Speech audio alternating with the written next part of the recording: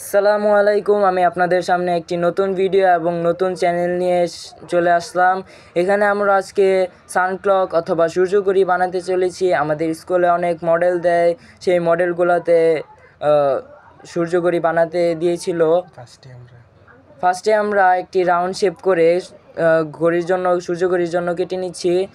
কেটে নেওয়ার পর চাঁদা দিয়ে আমরা মাঝখানে একটা রাউন্ড বা সার্কেল করে নিব।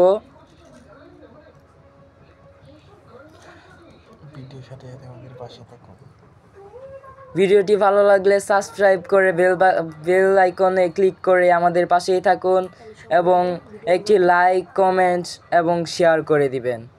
তারপর 30 ডিগ্রি পর করে আমরা দাগ কেটে নিব। প্রথমে 180 ডিগ্রিতে কেটে নিলাম আর 0 ডিগ্রিতে কেটে নিলাম, মানে 12টা আর 6টা।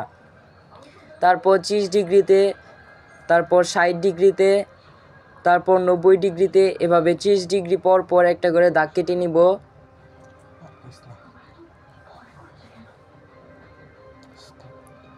এরপর 120 ডিগ্রিতেও আমরা দাগ কেটে নিলাম এবং 150 ডিগ্রিতেও দাগ কেটে নিলাম।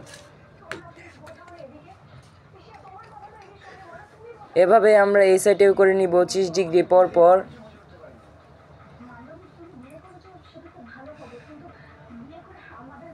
তারপর 12টায় দাগ কাটলাম আর 6টায় দাগ কাটলাম সোজাসুজি করে, আর এখানে 3টায় এবং 9টায় সোজাসুজি করে দাগ কাটলাম।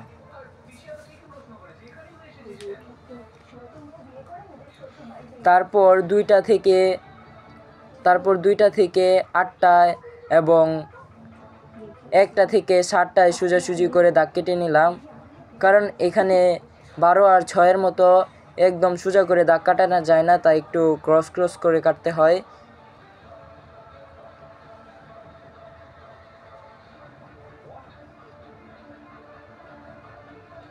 তারপর দাগ কাটা শেষ হলে আমরা রং করতে চলে গেলাম।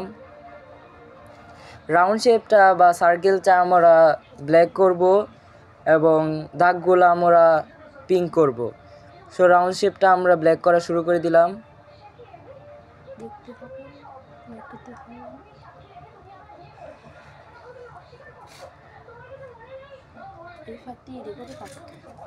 তারপর ব্ল্যাক কালারটা আমরা পুরোটা দেখাই না, স্কিপ করে দিলাম, কারণ রাউন্ড শেপ ব্ল্যাক আপনারা করতে পারবেন।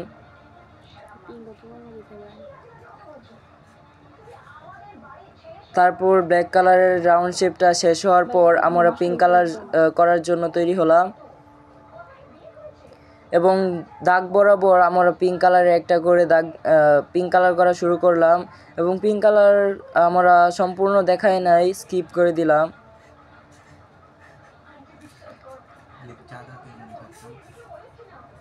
পিঙ্ক কালার করার শেষ হওয়ার পর আমরা ঘড়ির সংখ্যা মানে নাম্বারগুলা ইংলিশ নাম্বার দিব না বা 1 2 3 দিব না, আমরা রোমান সংখ্যা দিব,